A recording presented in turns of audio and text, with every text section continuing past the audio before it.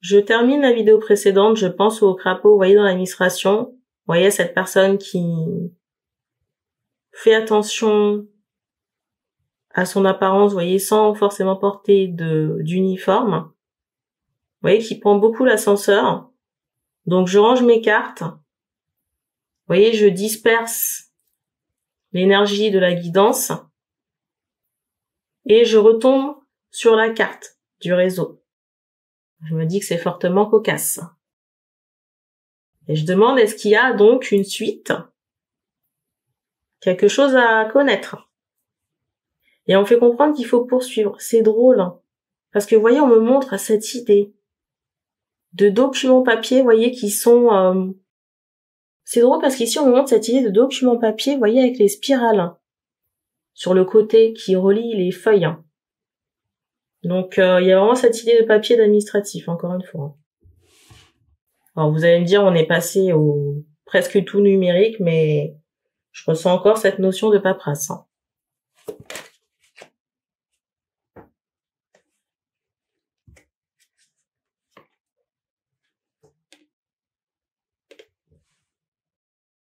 Et c'est drôle parce que, vous voyez, cette personne dans l'administration, on me l'envoie vraiment comme...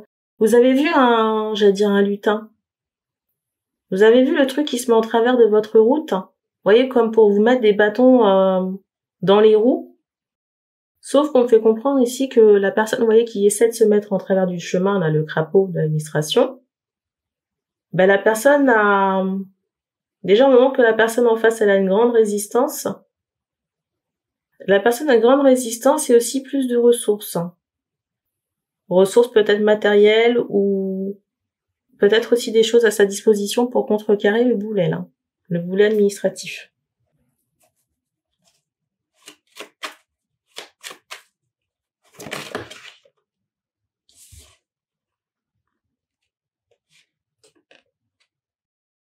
Alors, je sais pas qui c'est, mais je ressens quelqu'un qui a engagé de l'ésotérique. Et l'ésotérique que je ressens, c'est pas l'ésotérique que j'évoquais hein, dans la vidéo précédente où je dis qu'il y a quelqu'un qui demande, vous voyez, qui demande au ciel réparation. Regardez encore. Qui se présente sur le dessus. Et vous voyez, la carte qui suit, c'est celle du personnage qui se barre. Il est possible qu'on congédie cette personne. Hein. Vous voyez, j'entends qu'il a fait du faux.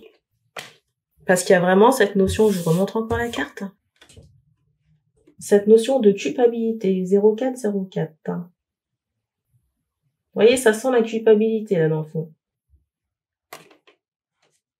Et encore une fois, au moment qu'il y a plusieurs acteurs dans ce réseau. Vous voyez, au moment qu'il y a eu plusieurs acteurs, plusieurs crapauds au pied de la femme. Quand je dis au pied de la femme, c'est en contact direct. Un autre crapaud qu'on est en train d'évoquer là, que la femme ne connaît pas,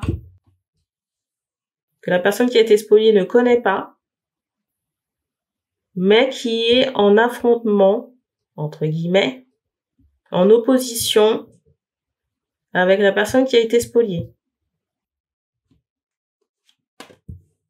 J'ai rangé la carte, mais je la remets sur la table.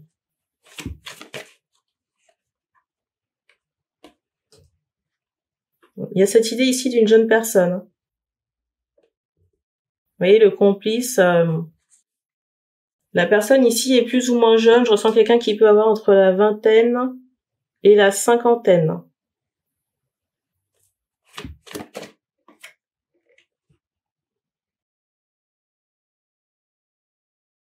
On me montre ici quelqu'un qui transgresse très clairement les règles. Encore, regardez. La carte du dessus. Et la carte qui suit, regardez. Je vous dis ici, il y a quelqu'un qui va se faire congédier.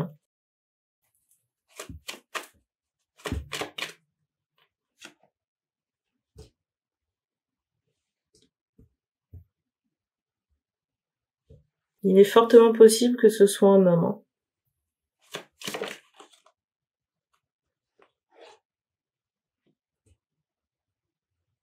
C'est drôle parce que, vous voyez, je ressens vraiment la personne faire une forme de rétention.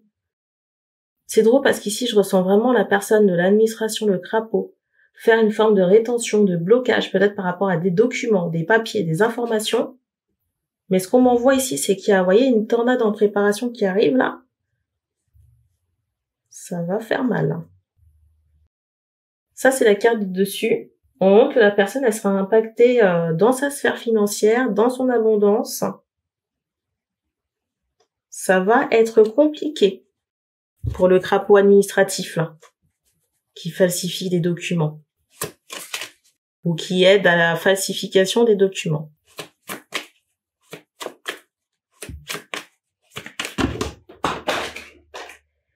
Eh ben, écoutez, ça se casse la gueule, même dans l'escalier. Vous voyez, cet enfant, là, ça, c'est la carte dessus, l'enfant vous voyez, qu'on prend à, peut-être, vous voyez, sur une bêtise et qui fait du boudin. Moi, ce qui me fait rire encore, vous voyez, ça, ce sont les cartes qui se sont fracassées dans l'escalier. Donc, la première fournée,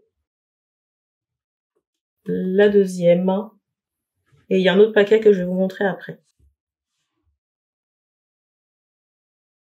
Il y a ce ressenti ici de personnes qui ne pensaient pas que les retombées seraient si lourdes, écrasantes. Et pour moi, le crapaud qui travaille dans l'administratif, c'est quelqu'un qui a un lien étroit, peut-être familial, direct, voyez, par le sang, ou indirect, voyez, un beau-frère, l'oncle de sa femme, ou le cousin de sa femme, enfin bref, vous m'avez compris.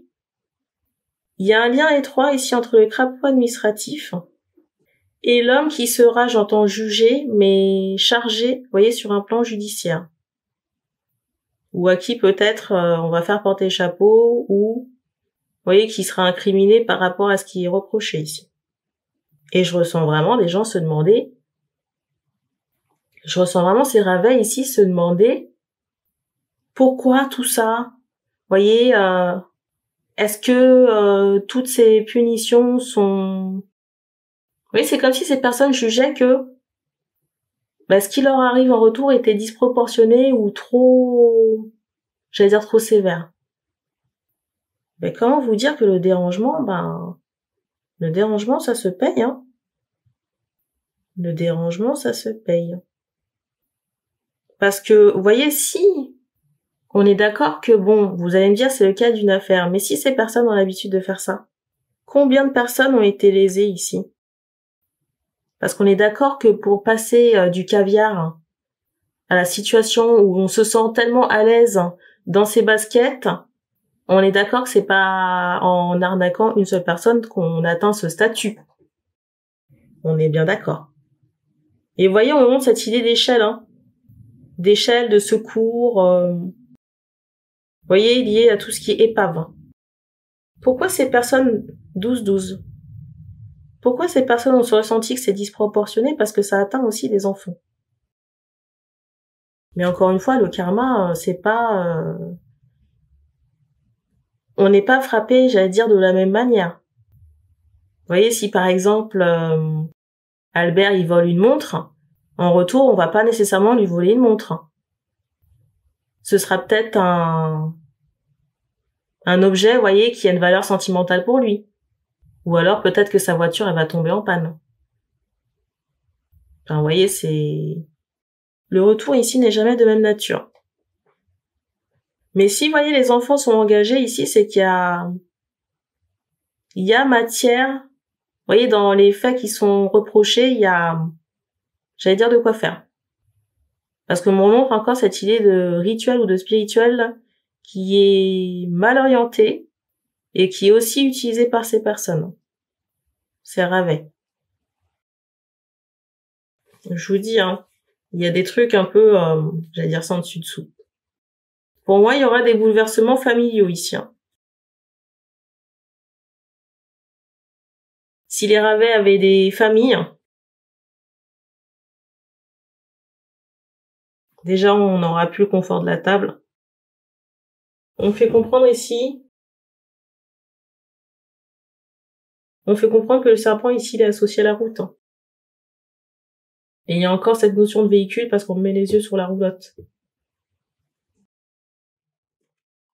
voyez, professionnellement, ici, il y a des portes qui se ferment pour ces personnes. On insiste encore sur le caisson pro du crapaud, l'administration. Et sûrement d'autres personnes, notamment le complice. Je vous disais qu'il y avait aussi des gens qui étaient en contact étroit avec la personne qui a été spoliée. Et je ressens aussi des personnes de ce réseau, vous voyez, se sentir en insécurité. Avoir ce sentiment d'insécurité qui est des représailles.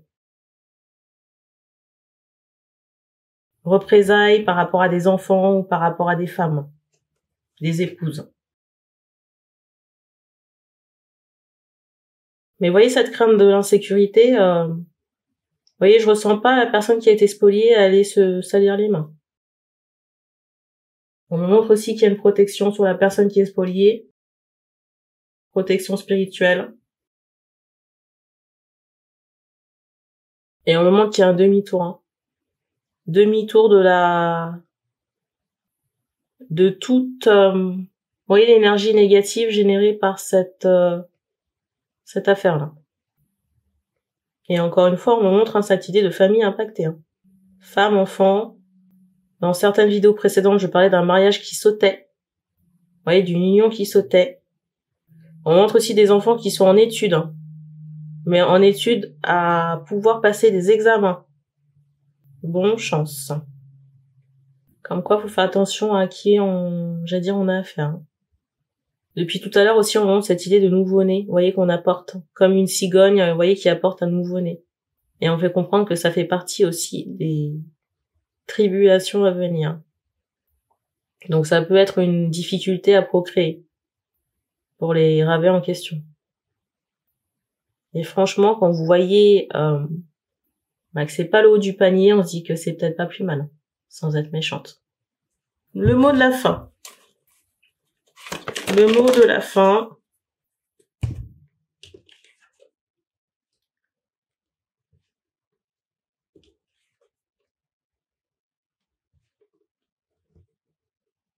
Eh ben, vous savez, il y a une sacrée vaisselle sale chez les ravets en question. Je ressens des familles impliquées, des membres d'une famille où, vous voyez, comme je vous disais, si c'est le cousin par alliance ou je sais pas qui par alliance. Et je ressens des personnes, vous voyez, à la croisée des chemins sans savoir où elles vont. Mais sans avoir de but précis ou de destination où aller. Parce que, professionnellement parlant, c'est bloqué. Vous voyez, ces personnes auront soit du mal à trouver du travail, ou peut-être auront interdiction à exercer certains postes. Sur ces bonnes nouvelles, on se laisse. Donc, merci d'avoir regardé cette vidéo et on se dit à bientôt.